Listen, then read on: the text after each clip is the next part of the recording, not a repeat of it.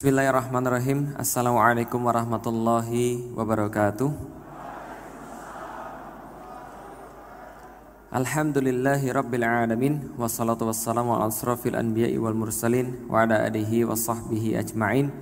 Ashhadu an la ilaha illallah wa ashhadu anna muhammadan abduhu wa rasuluhu la nabiyya ba'da. Wa qala Allahu ta'ala fil kitabihil karim, a'udzu billahi minasyaitonir rajim. Bismillahirrahmanirrahim. Innad dina indallahil Islam. Alhamdulillah, puji dan syukur senantiasa kita panjatkan kepada Allah Subhanahu wa taala atas rahmat, atas karunia, atas kesempatannya. Allah sampaikan kepada kita satu malam yang insyaallah di dalam malam ini kita berada dalam majelis yang senantiasa menyebut-nyebut nama Allah.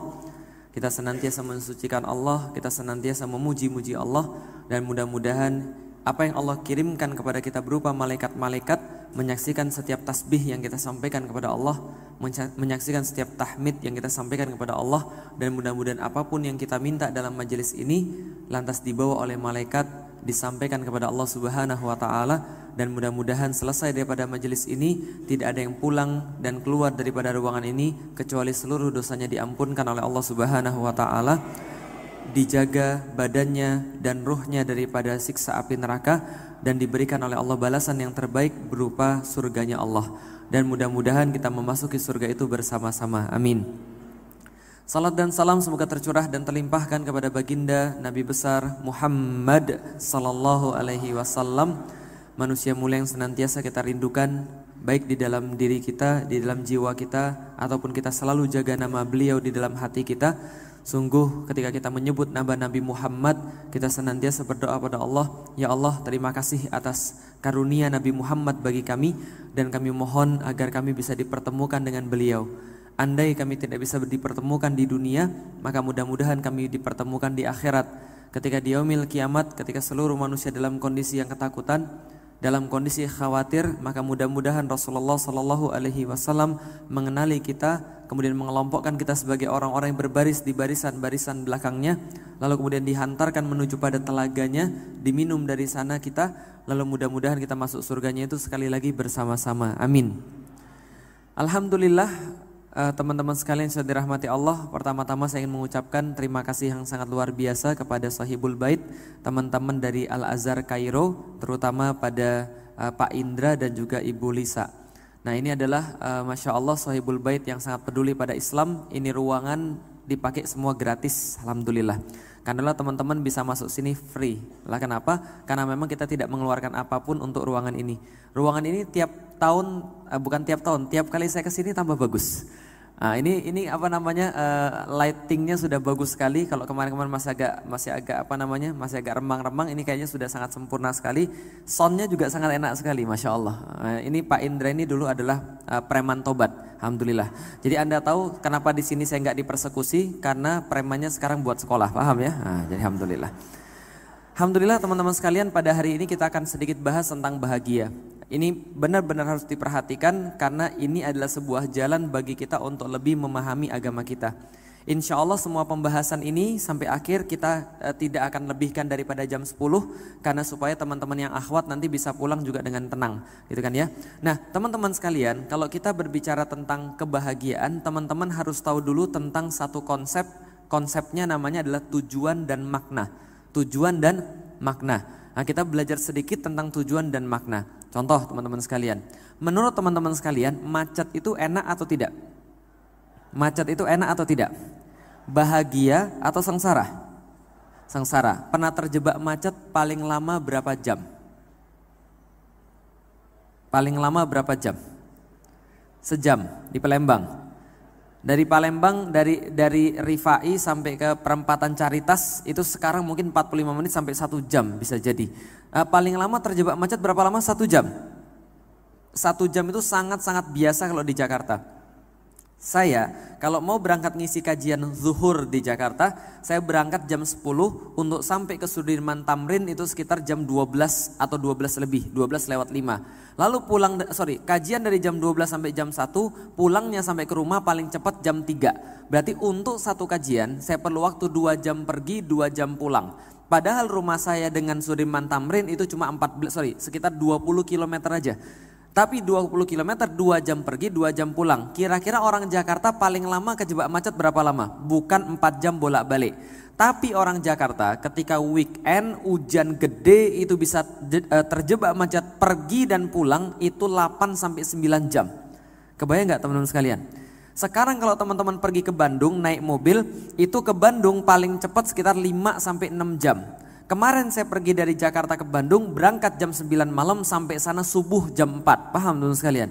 Itu adalah kemudian kejebak macet sangat gak enak sekali. Orang-orang Indonesia gak ada yang suka kejebak macet. Anda mau gak kejebak macet 4 sampai 5 jam?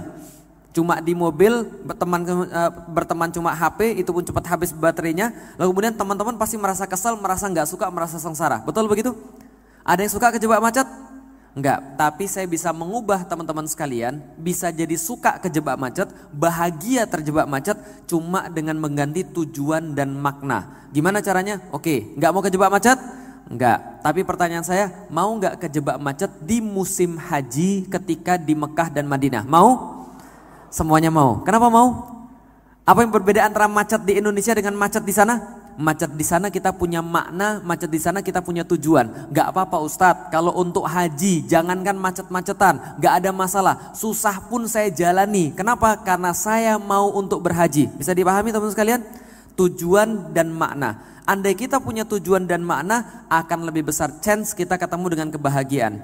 Andaikan kita tidak punya tujuan dan tidak punya makna, maka sebagian besar kita pasti akan kemudian kehilangan harapan atau kita akan sengsara. Nanti kita akan bahas tentang kehilangan harapan, kita akan bahas tentang namanya hope. Oke, coba lihat baik-baik.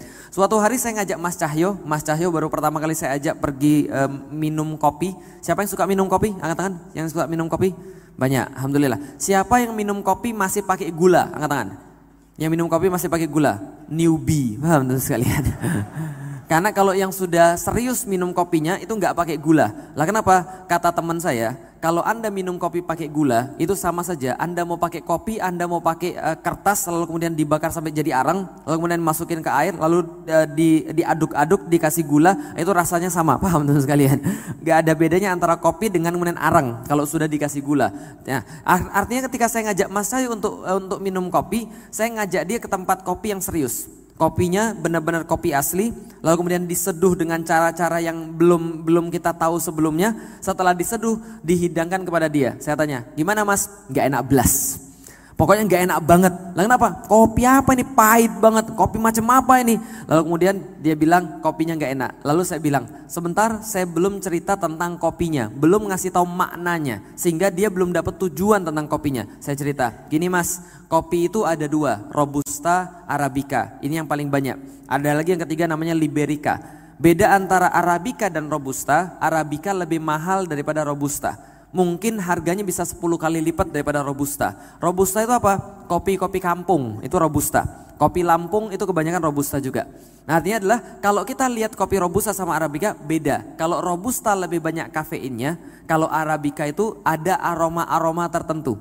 Dan yang baru kamu makan namanya varietas Panama Geisha. Ditanamnya di Panama, cuma ada lot khusus yang memproduksi cuma 300 kilo per tahunnya. Diperebutkan di seluruh dunia itu biji kopinya untuk tanding kopi di seluruh dunia.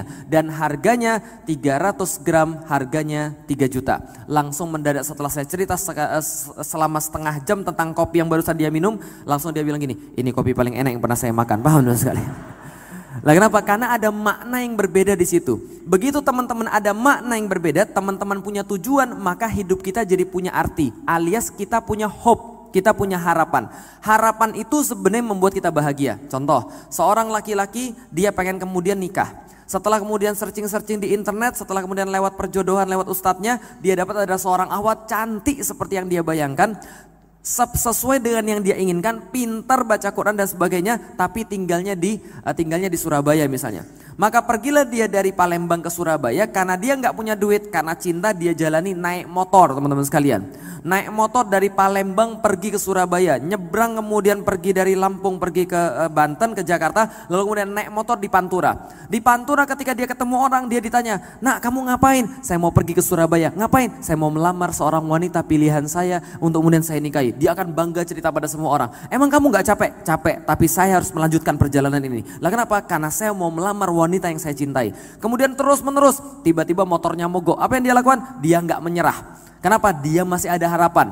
Dia cari siapa yang bisa benerin motornya. Dia cari apa yang bisa dia lakukan supaya motornya tetap bisa jalan. Di tengah jalan dia lapar, gak ada masalah. Yang penting ada tujuan. Kenapa orang itu selalu semangat? Kenapa orang itu selalu punya kemudian sebuah keberanian? Karena dia punya hope namanya. Dia punya namanya harapan. Tapi begitu kemudian di tengah-tengah di Semarang, dia dapat SMS. SMS-nya apa? Mohon maaf akhi, saya nggak jadi, sudah ada yang melamar saya, kita batalkan khidbah kita. Kira-kira gimana hidupnya? Mendadak temennya langsung telepon dia, Mas, Anda itu kan mau pergi ke Surabaya kan, saya tahu. Ini saya baru ngumpulin uang, saya sudah beliin tiket dari Semarang ke Surabaya. Kira-kira dia mau pergi atau tidak? Enggak. Inilah yang namanya hopeless. Apa itu hopeless? Ketika seseorang sudah kehilangan tujuan hidup dia, maka muncul yang namanya hopeless. Orang-orang yang sudah hilang harapan. Dan orang-orang yang hilang harapan ini, dia bisa berbuat segala sesuatu dan gak akan ada yang bisa menyenangkan hidup dia. Kalau sudah hopeless, apapun di depan mata dia itu bagi dia nggak akan menyenangkan. Tapi bagi orang punya harapan, apapun akan jadi menyenangkan. Paham teman sekalian? Naik motor susah-susah, sakit pinggang, motor rusak, nggak apa-apa. Ini demi tujuan, ini demi makna hidup saya. Paham teman sekalian? Tapi begitu dia sudah nggak punya tujuan, dia kehilangan makna, maka dia hopeless. Mau dikasih tiket dia nggak bakal pergi, mau dikasih duit dia nggak akan peduli, dikasih makanan enak dia nggak akan kerasa enak. Apa yang hilang di situ? Yang hilang adalah harapan. Pertanyaannya teman-teman sekalian, berarti bahagia itu ada pada tujuan yang benar, ada pada makna yang benar. Sayangnya manusia zaman sekarang, seperti yang tadi yang sudah dikatakan, dia mencari kebahagiaan pada sesuatu yang akan hilang, pada sesuatu yang akan musnah. Ini permasalahannya. Teman-teman sekalian, saya umurnya sekarang sudah 34. Siapa yang umurnya di bawah saya teman-teman sekalian? Siapa yang umurnya di bawah saya? Jangan ulangi kesalahan saya yang sama. Saya umurnya sudah 34 dan dulu saya pernah jadi orang yang merasa bahwa kebahagiaan itu ada pada sesuatu yang namanya materi dunia. Saya pernah merasa bahwa kalau saya lebih kaya saya lebih bahagia. Kalau saya lebih banyak mobilnya saya lebih bahagia. Kalau saya lebih banyak kemudian dunianya saya lebih bahagia. Ternyata nggak begitu ceritanya teman-teman sekalian. Kenapa? Karena segala sesuatu yang ada di dunia itu semua ada batasnya. Kullu man 'alaiha fan. Sesungguhnya segala sesuatu di dunia itu adalah fana. Fana artinya apa? Akan hilang, akan binasa. Lihat baik-baik teman sekalian.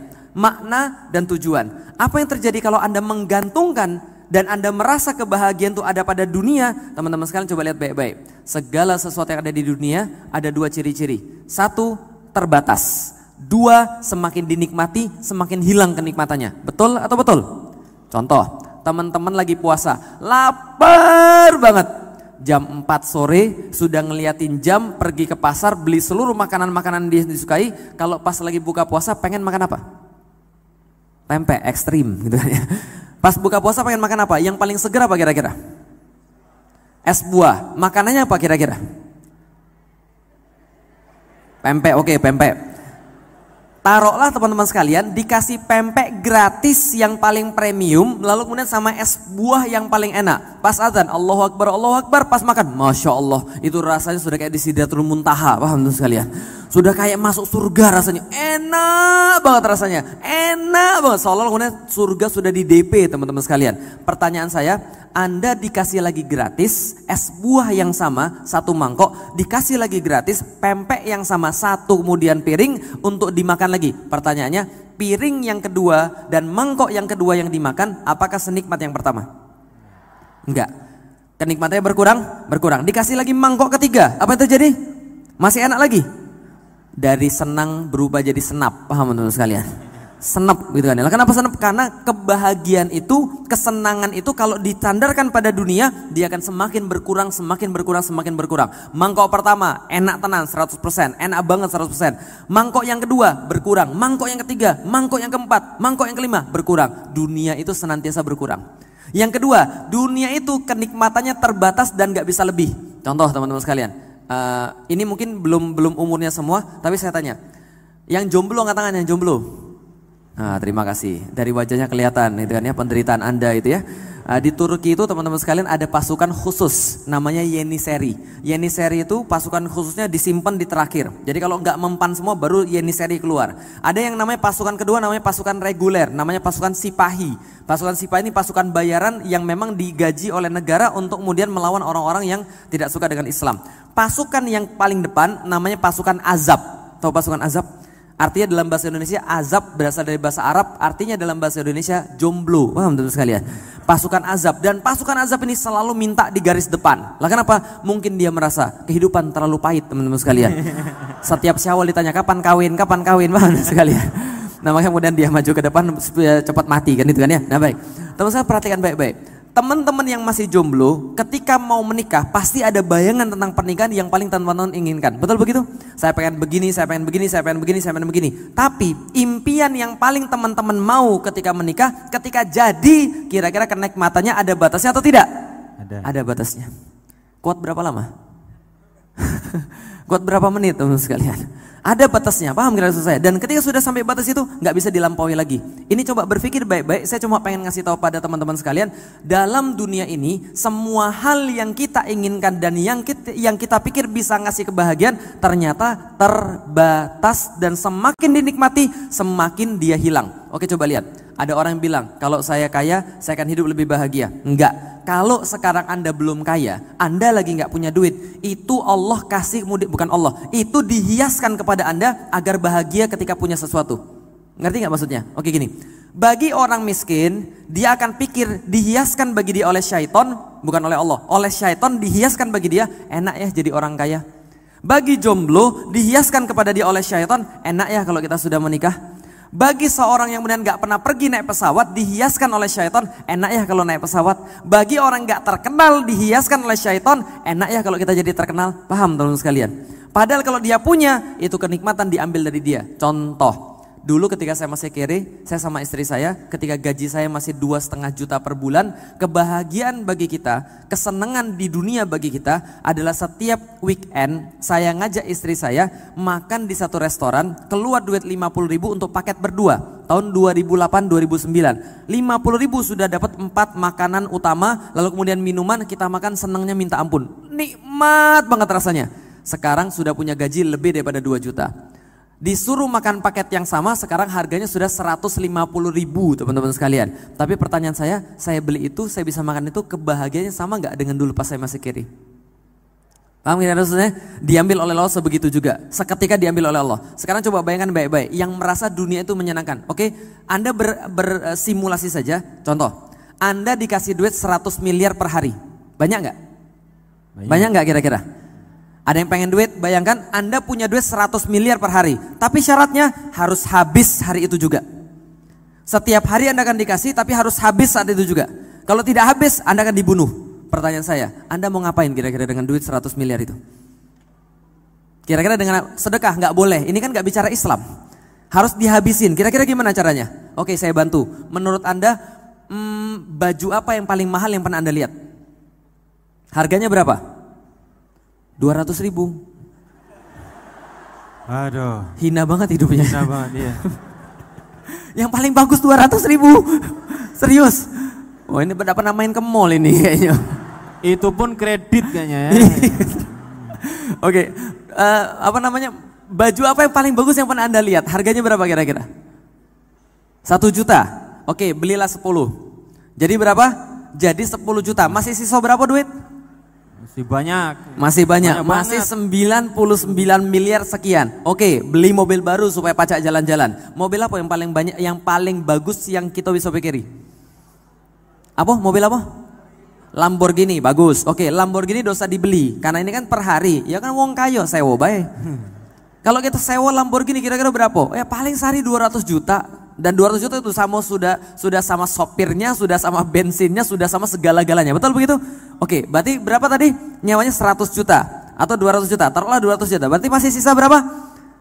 99 miliar. Oke, makan yang paling mahal yang pernah Anda makan berapa? Hah? Sekali makan berapa yang paling mahal? 10.000 di traktir kayaknya ya. Aku salah nanya gitu kayaknya. Salah nanya materinya gitu. Keliru kayaknya. Oke, Percaya nggak? Saya paling mahal dalam hidup saya pernah makan, sekali makan 700.000 per orang. Percaya nggak? 700.000 per orang, dan saya harus makan di situ. Kenapa? Karena saya yang ngajak keluarga saya, bapak saya. 6 orang, saya, istri saya dan 4 anak saya, masing-masing 700.000, pergi ke satu hotel. Pas masuk, gila, semua makanan ada di situ. Ada makanan Asia, makanan Eropa, makanan India, makanan segala macam gitu kan, makanan Wakanda dan sebagainya macam gitu kan. Semuanya ada terus sekali di situ. Serius, 700.000. Taruhlah Anda makan 4 kali sehari, Anda makan 4 kali sehari, berarti itu baru berapa? Baru 2,8, taruhlah 3 juta, berarti sisa duit Anda masih berapa? 99 miliar teman-teman sekalian. Oke, taruhlah semua itu sudah. Oke, sekarang mau tidur, tidurnya di mana yang paling bagus? Yang Anda tahu tidur yang paling bagus berapa harganya kira-kira? Di Abu Dhabi, Dubai, berapa harganya di Abu Dhabi? 180 juta. Kalau gitu saya mau kasih tahu yang lebih mahal. Itu di sampingnya Selat Bosforus, Pak. Sampingnya Selat Bosforus di Istana Ciran namanya. Itu ada satu kamar namanya Sultan's Room.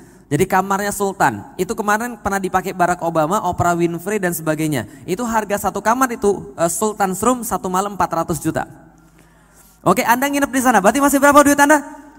98 miliar. Tapi saya kasih tahu, mendadak duit itu jadi nggak berarti bagi Anda, makan jadi nggak berarti bagi Anda, tidur nggak berarti bagi Anda. Mendadak Anda merasa hampa, kosong, hopeless. Paham tuh sekalian? Pernah nggak pas mau main game nggak boleh sama orang tua? Pernah nggak pas mau main game nggak boleh sama orang tua? Saya mengalami zaman Nintendo, zaman PS, itu orang tua saya tuh nyimpenin stick saya, paham sekalian. Jadi itunya dibiarin, sticknya disimpan gitu kan ya. Itu rasanya nggak enak banget. Orang mau main gitu, sudah sampai ke ubun-ubun syahwat main gamenya itu, paham sekalian. Tiba-tiba sticknya disimpan, sudah hari Minggu mau main game, stick disimpan, wah itu demek banget, paham sekalian. Tapi begitu kemudian kita bilang, ayo Mi, pengen main Mi. Ibu saya bilang, sudah terserah kamu Lik, main sampai kamu puas. Saya dikasih main 24 jam teman sekalian. Gak dipanggil makan, gak di apa, terserah main sesukamu. Apa yang terjadi teman sekalian? Baru main 8 jam, 10 jam, kepala saya gini, hopeless saya. Hidup saya ini ngapain sih sebenarnya? Ngejar sesuatu yang gak jelas gitu kan ya. Main itu kan cuma ngumpulin Mobile Legend misalnya gitu kan ya. Main push rank gitu kan ya, ngumpulin duit, beli barang-barang supaya untuk bunuh orang lebih banyak. Setelah bunuh orang lebih banyak jadi karakternya lebih kuat, lalu kemudian beli barang lebih banyak lagi. Tapi kalau Anda sudah sampai puncaknya terus ngapain? Bingung, hopeless, teman-teman sekalian. Karena tujuannya bukan tujuan yang hakiki, bukan tujuan yang sempurna. Yang sama dirasakan oleh orang yang pacaran, hopeless. Pada suatu titik dia sudah mendapat semua yang dia mau, hopeless.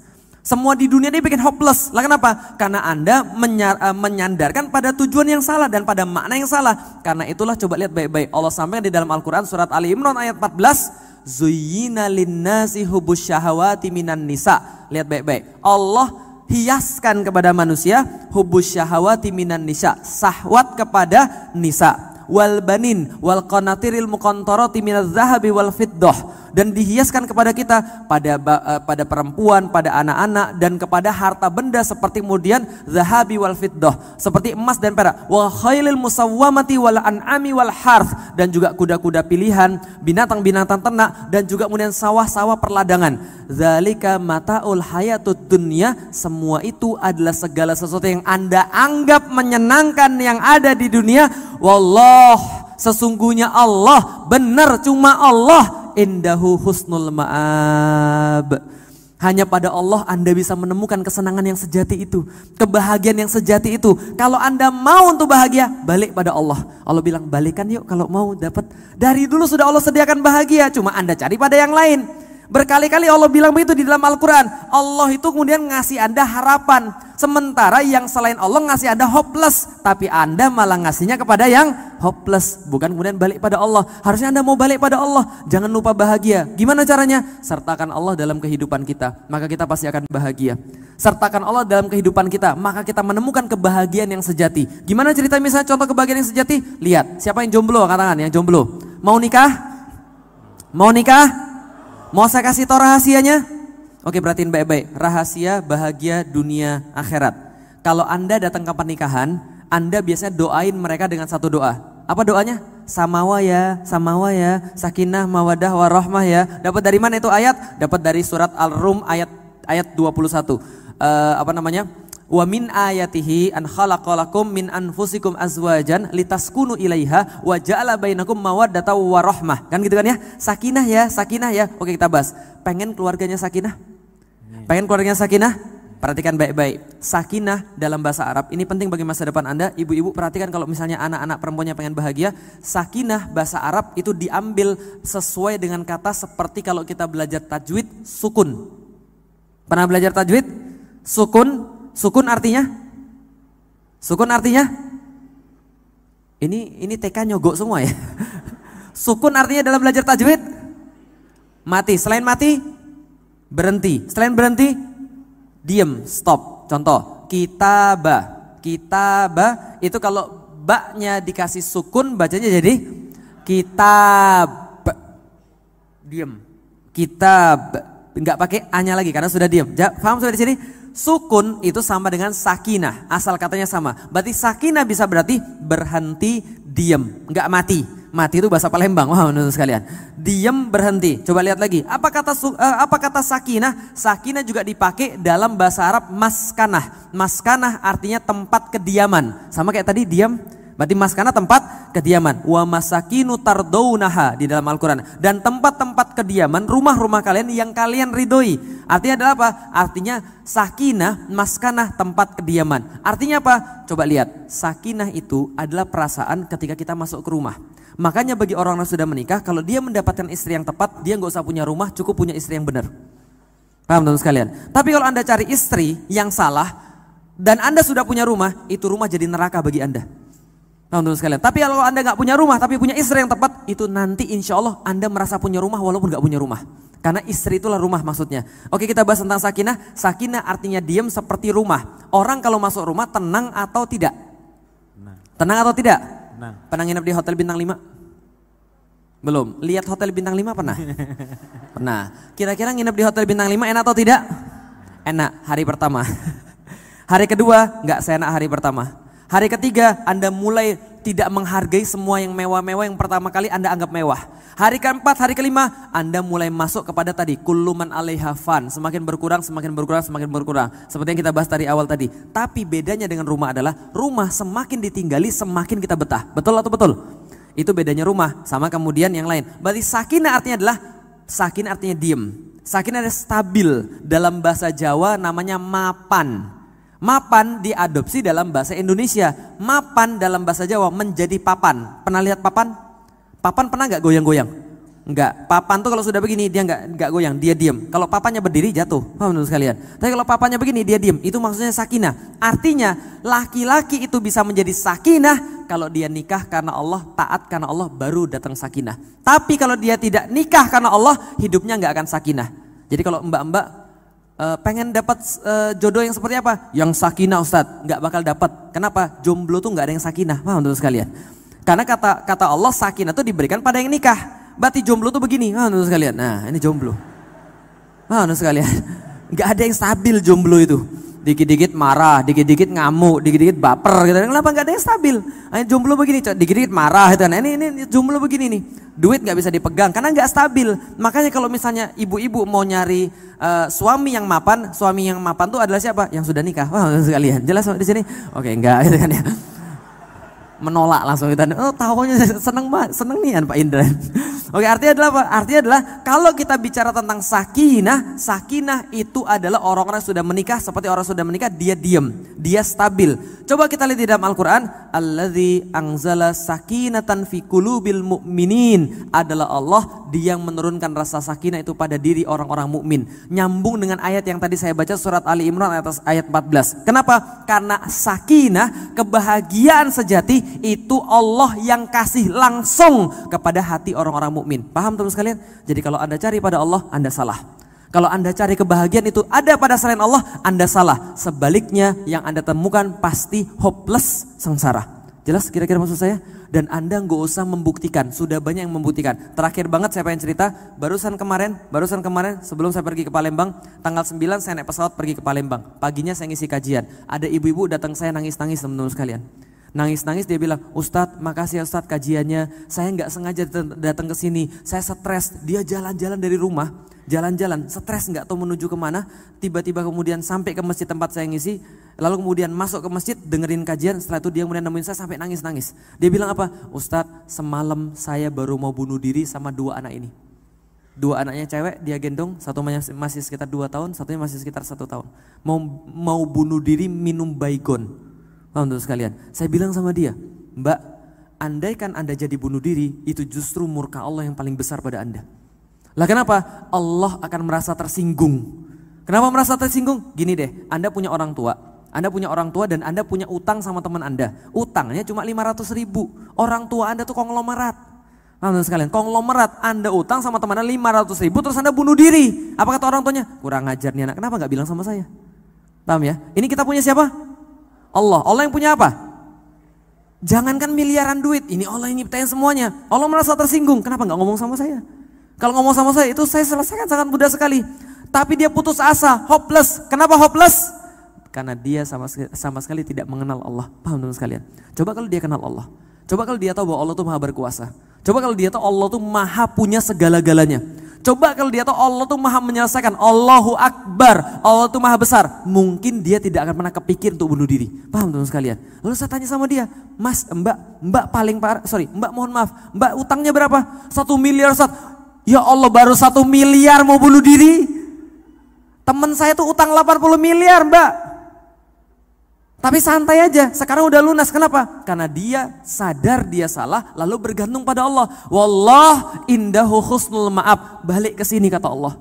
Kalau kalian punya rasa kecewa, kami sembuhin. Balik ke sini kata Allah.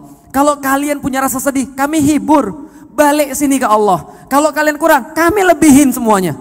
Kurang apa Allah? Asal kalian mau balik kepada indahu husnul ma'ab. Paling baik balik kepada Allah. Kenapa? Bagi orang-orang yang merasa dunia adalah kebahagiaan bagi dia, balik pada Allah. Di sini letak kebahagiaan dari Allah.